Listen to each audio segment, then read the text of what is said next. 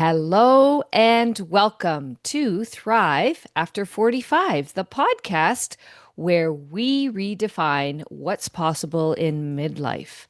I'm Denise Drinkwalter, your midlife renewal coach, here to help you embrace your power, purpose, and potential.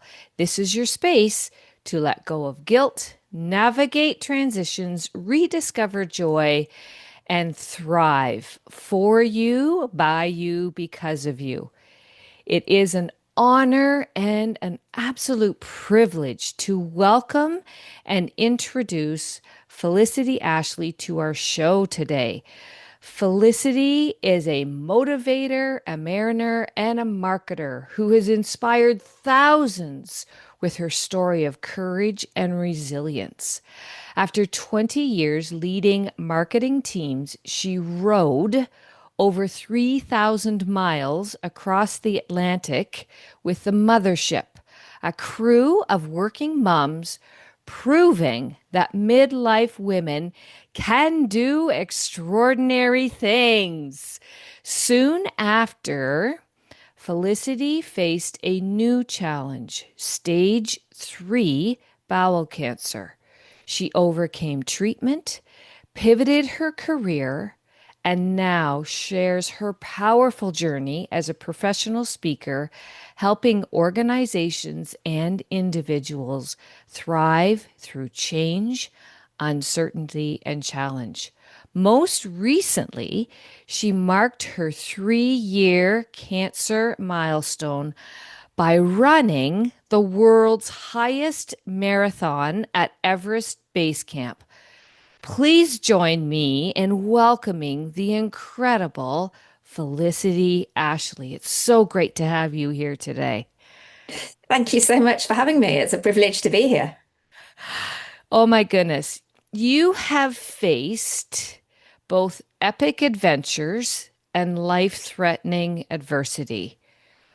What do you think has taught you more about resilience? The ocean, the mountain, or the cancer diagnosis? I think it's actually a combination of all of them. Rowing the ocean is billed as the world's toughest row, and it really is an enormous test of both your mental and your physical endurance and resilience. And it is absolutely all of those things. To do anything of that length, it took us 40 Oh, days, rowing 2 hours on, 2 hours off, 24 hours a day. To do anything like that, you need to be so mentally and physically strong. And, both the 2 years of training to prepare us for it and then the event itself certainly built my resilience, both my mental and physical resilience. I completed that and I thought, well, that's that. Go back to normal life. But then, yeah. as you said in your introduction, life had other plans for me. And actually, what happened was I was thrown straight into a very different challenge of facing a cancer diagnosis. And it was fairly advanced cancer. It was a large tumor Mm. in my bowel. Um, and at that point, I think it would have been understandable to think, why me? I've just rode an ocean. Relatively speaking, I'm young. I was 46, I think, when I was diagnosed. Had Okay. 3 small children, and I was having just done the row. I was fitter and stronger than I'd ever been. And I think, it would have been understandable to think, woe is me, this isn't fair. Yeah. But I was actually able to think, well, why not me? Thinking back to the row, because I'm fit and strong and because I have age on my side, then I'm probably better placed than most people to get through this. And I think just having completed the row and knowing that I was physically and mentally bulletproof. Okay, physically I Yeah. had cancer and so not quite bulletproof, but knowing I had this resilience and this grit, that was really my superpower that helped me cope with Mm. the cancer diagnosis and then get through the treatment. And so I think it really was, going back to your question, it was the combination of those two things because I very much took the resilience that I built up through the row and I just applied it to something very different, but using, similar tools and techniques, and very much using the confidence that the row had given me to help me get through this next challenge. And both of those things, okay, they were very different challenges, but to me, they proved my resilience and my grit to be Yeah. able to get through some of life's biggest challenges, whether they're challenges that you've chosen, like the row, or whether they're challenges you simply have to face, like a health diagnosis. Um, and actually, what they've shown me is that I can do almost anything I set my mind to. And they gave me the confidence then to tackle the world's highest marathon at Everest Base Camp. I wasn't a serial marathon runner. In fact, I had a hip replacement before the row. And No yeah, way. yeah. Oh, And the one thing the surgeon said to me that I might not want to do with a hip replacement was a marathon. And I kind of thought, well, it's not an ordinary marathon. So, I hadn't run many marathons before. I'd run two marathons before. Um, and I'd never tested myself at altitude before. But that wasn't a yeah. reason not to do it. Actually, it was a reason to go, do you know what? I know I can row an ocean. I've never done that before. I've got through cancer treatment. I know I'm tough. I can prepare myself for this other challenge of altitude and running a marathon at altitude. So, yeah, it's very much the combination of all of them. And having been through challenges, it's the confidence that coming through the other side and finding your strength gives you to enable you to tackle other things, other challenges in life. Right. There's so much in that I want to unpack, but the one thing that's really resonating for me is something you shared that you said age is on your side. Age was on your side. Our audience of midlife women thrive after 45.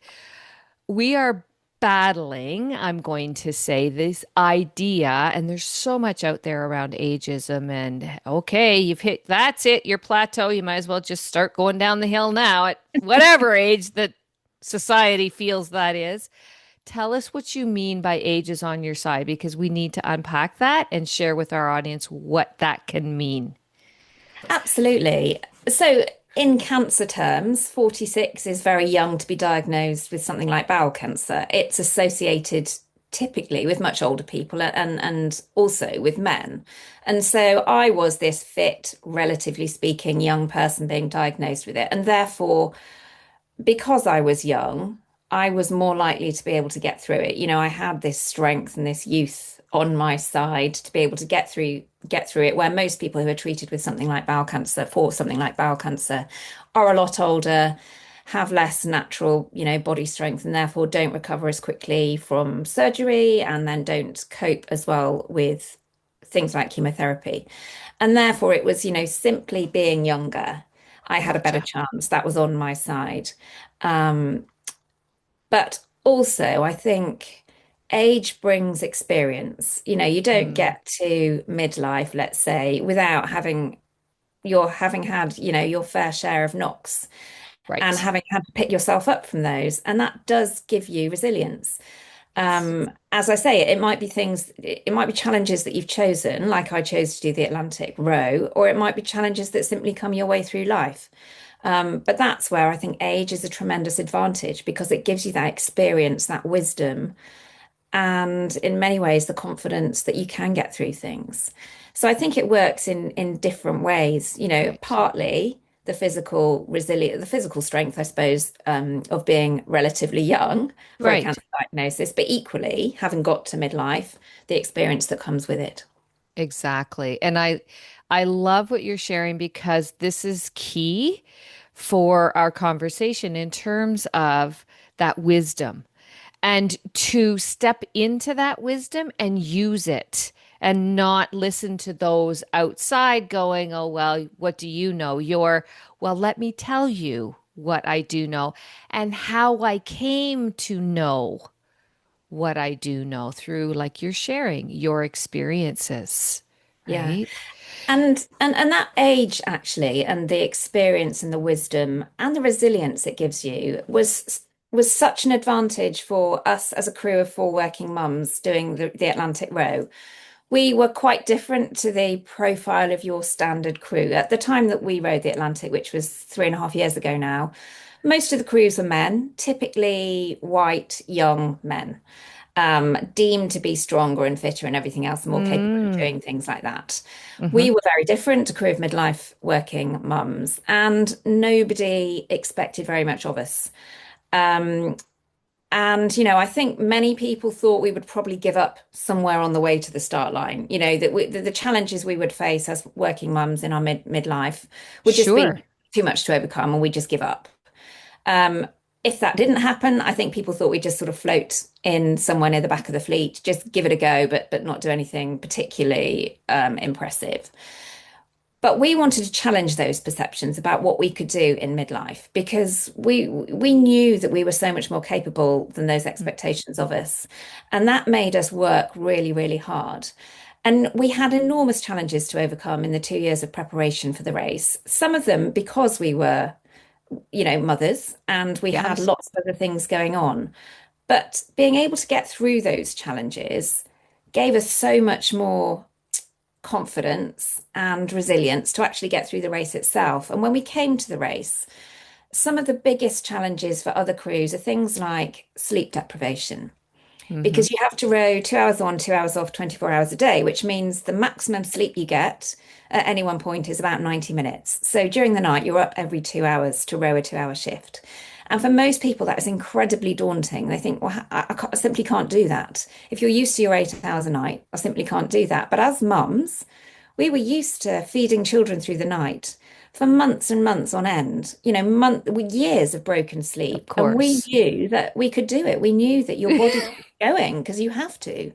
And so that didn't phase us. And that was a superpower Of because that is the one thing course. that really a lot of crews really struggle with, but we knew we could do it. Yep. 40 days is actually, in the context of feeding children through the night and have broken sleep, is a short period of time.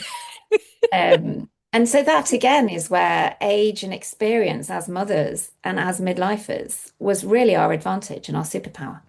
I love that. How did you come to the journey of putting yourself into the throes of that race? How did you pull it together? Like, what came to be in order for, let's go do this, ladies? But it came about really, I suppose my brother-in-law was the instigator in many ways. He rode the Atlantic 2 years before I rode the Okay. Atlantic. And when I first heard about him doing it, I thought he was absolutely mad. I thought, why would anyone choose to put themselves in this tiny little rowing boat in massive waves? And the idea of it literally terrified me. For Um, sure. and then it was only when I watched his race and his race had started and I was following him on social media. And then in particular, seeing him finish the race. And I was watching him on my iPad, sat in my bed at home in the middle of the night. And it was spine-tinglingly exciting. I just Mm, remember seeing him crossing the finishing line and the look on their faces and thinking, wow, if I feel this excited thousands of miles away, sat in my bed, what must it be like to do that? And at that point, this seed was planted, and I thought I would love to experience that for myself. But my sort of rational brain took over, and I thought, well, look, the children are too young. At the time, they were two, mhm. 4, and 6. So I thought they're too young. But maybe I could do it in 5 to 10 years' time when, they're a bit older and a bit more independent, and I'm not too old to do it.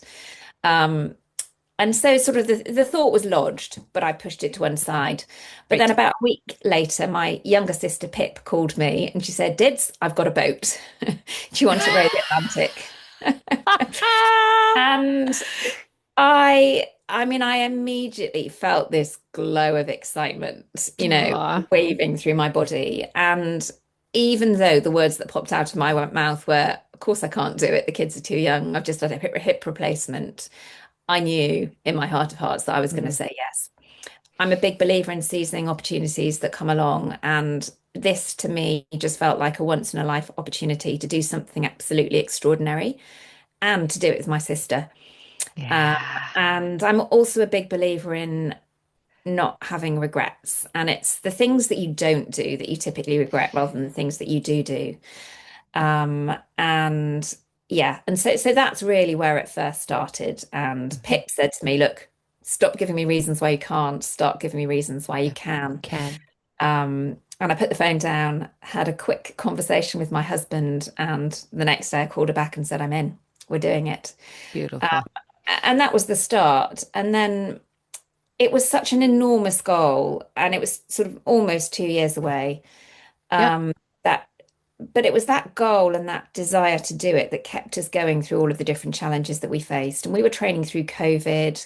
We had multiple crew changes. There were so many different obstacles in our way. Um, but we had this massive goal and this, I suppose, shared commitment to doing it, and that kept us going. So you and your sister were the two foundational pieces that started the Yeah, boat rowing, yeah, as so to speak. How yeah, beautiful. yeah. And you've got that memory forever, don't you? Yeah, and it was such a privilege to share it with my Hmm. sister. Yeah. Um, I think we both got to know each other on a completely different level. And I'm not sure that we've ever actually spent that much time in Mm, such close confinement together. Certainly not in adult life. You know, we've yeah. got 7 children between us, and whether when we do get together, it's chaos. Oh, And we barely get a second to actually have a proper conversation. Whereas on the boat, we had 40 days just to chat and to remember who we are yeah. underneath those multiple layers of life. And as I say, it was such a privilege, and it was lovely to see each other as we once were, underneath all those Yeah. layers. Very, very, what an incredible opportunity for both of you. Yeah. And I love how it came to be and that inner spark. Is that something common that happens for you where this is like that little feeling or that big feeling that washes over you? Is that common in some of the aspects when you think about yourself over the years? Is that how you've always greeted new opportunities? Is that something common or was that out of the ordinary? I think it was a little bit out of the ordinary, actually. I've always Okay. thrown myself into challenges, but challenges that they felt like massive challenges at the time, triathlons and things like that. But now looking, I now call them kind of mini endurance events. So I've always enjoyed throwing myself into things like that, but this was on a completely different scale. And I think it got that, the excitement-ometer, if you like, ramped up.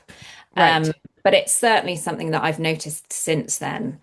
Ah, Something will just spark that interest, and it can be for a number of different reasons. But I think, I'll think that's what I want to do.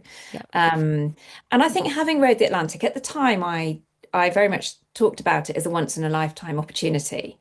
But having done it, I've realized it's not a once in a lifetime opportunity. And I got so much out of it. And I think also it was about inspiring other people as well, like inspiring our children, other women, to show them that they Right. can go and do extraordinary things and to encourage people to dream big. Um, so having done it, it's something that I just want to do again. Not necessarily the row, although I'd love to do a row again, but other things like that because Right. I got so much out of it, out of challenging myself and pushing myself. And I think that's what gives me that spark now. It's finding things that will push me, whether it's from a professional perspective, launching a new career, having that career pivot to professional speaker, or whether it's in my personal life, it's finding those things that can help me develop and help me grow in different ways. Because I Yeah. think I've realized how much I get out of challenging myself. And do you notice an impact? You mentioned briefly there about showing other people what's possible. Are you receiving feedback that also impacts your next moves as well? Yeah, definitely. I mean, through the row, we built up quite a following on social media. And during the row itself, we didn't really get to hear much of the feedback because we were pretty much cut off from communication. But when we got back, it was an opportunity to kind of go through lots of those messages that we were receiving on our social channels. And it was incredible. I think we'd set out to inspire other people, but I'm not sure we actually realized how much we could do that. And the messages from other people, women and men, were just so positive. And, people saying, "You've made me realize what we can all achieve and you're incredible," all of those kind of things. And I think that made us all realize that actually going and doing something that like that can really inspire people. And then subsequently having, made the pivot to professional speaker, I'm in such a privileged position to be able to share my story and inspire other people. And again, it's the messages that I get from audience members afterwards. Right. who tell me about changes they've made in their life as a result of hearing Mm, my experiences. And it may be, people will say, I went for a run this morning because I heard you speak. Or somebody told me the other day, having read my book, that having not driven for 10 years, she started driving again because it gave her the courage to do that. So it's amazing hearing how my experiences and story can have an impact on individuals in different ways. right. And yeah, that's such a privilege to be able to have a platform to be able to do that. Absolutely. Absolutely. Tell us about your book. So I've recently published my book in July this year. It's called Stronger Than the Storm. It's really my memoirs, it's a very raw and personal account of my experiences. It starts with the foundational years, I suppose, of growing up and Right. maybe where some of my attitude and mindset came from.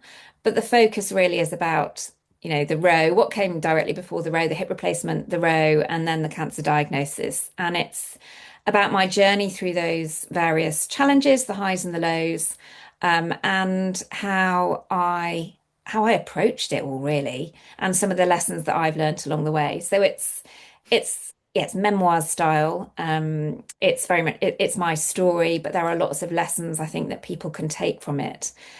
And I've had so many people reaching out to me afterwards just to say how much they've both enjoyed it, but also how it's maybe inspired them or helped them think differently. It could be thinking differently about challenges that they might be facing or about things that they're capable of doing.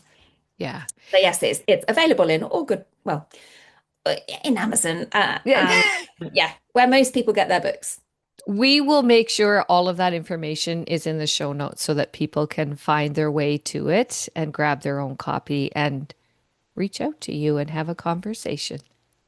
Brilliant, thank you.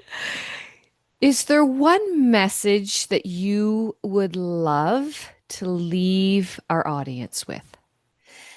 Yes, and that is that we are all so much stronger and more capable than we think. And really, it's only when we're challenged that we realize how strong we are. And that challenge can come from you choosing to challenge yourself, or it can come from having to face challenges in life. But the power, all of that strength is within us all. Yes, we can look for other people to help us, but within us all, we have the power to get through challenges. And I would love to encourage people to push themselves, to give themselves license to do things which feel scary, because it's only in doing that that you realize how strong you are. And when you do things like that, it gives you the confidence to do more and more and more and go further. And I think we typically, especially as women, we hold ourselves back. We naturally think about the negatives and the why nots instead of thinking of the reasons to do something or to say yes. And I'd love to encourage people to just push yourselves and say yes to things that Mhm. feel right for you and see where that takes you. And you really don't have to be great and you don't have to have all of the answers when you decide to do something. It's about having that personal commitment, just having the courage and being bold enough to say yes and then learning along the way. And you'll get Mhm. so much growth and satisfaction from challenging yourself. And you mentioned earlier, and I want to bring it back because it ties in beautifully to what you just shared, but the idea of the regrets, right? And it's people don't regret that they did it. They Yeah, regret that they didn't go forward and just put it out there and just go for it. Because you need to do this for you, by you, because of you. Nobody else can do it for you. And you are a perfect example for us women in our midlife years to take that challenge, rise up, do what feels right. I love that point that you just made as well. Don't do it to prove something, do it to prove for yourself, not for anybody else. Don't do it because somebody said, "Oh, well, you can't do it." You do it. That happened to you, but you weren't doing it for that purpose. You were doing it because it was what was feeling right for you and aligned, and your body tingled with excitement just with the concept of what if I could do yeah, that? right? Yeah. And I think that's a great point. You don't have to say yes to everything because you just wear yourself out, but it's about finding the right things for you. And when you found those right things, go all in. Yeah. It's either all in, all out, but nothing in between. And that's the way, for me, that's the way to live life. Hmm. Um, and I think, what I've learned from experience is that you just never know what's coming around the corner. Yeah. And so often we wait for the right time, or we tell ourselves it's not the right time. When X, Y, or Z happens, then I'll do something. But actually, those things might never happen. Something might come along in the meantime that throw it all sideways. So generally speaking, now is the right time. Just get started. Yeah. Yeah. Just do it. Yeah. Yeah. Infamous Nike. Just do it. Exactly.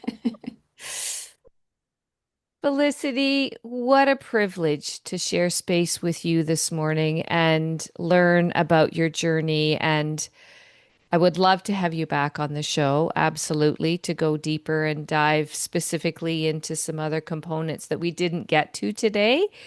But I wish you all the best as you continue you pivoted and are now doing the speaking. And let's make sure we get your voice out into this world because you've got so much to offer all of us in terms of inspiration and proof of what is possible when you dig in and you go for it and you don't hold back. Because we get to do whatever we choose to do. So thank you so much for being here and sharing your gifts with us today. Oh, thank you so much for having me, Denise. It's been brilliant to have a conversation with you this morning. For those of you who are not already subscribed, please subscribe to wherever you listen to your podcasts. We are also on YouTube, so you can, if you are a visual learner and want to see the energy behind the scenes, make sure you subscribe to our YouTube channel. And if this has sparked something in you and you want to explore further and need community support, Becoming Her Mentor membership is available for women in midlife years. All of the information can be found on any of my social media. So join us there behind the scenes and let's get that journey going for you, by you, because of you. Have a wonderful day and thank you for following, sharing, and subscribing. Bye bye.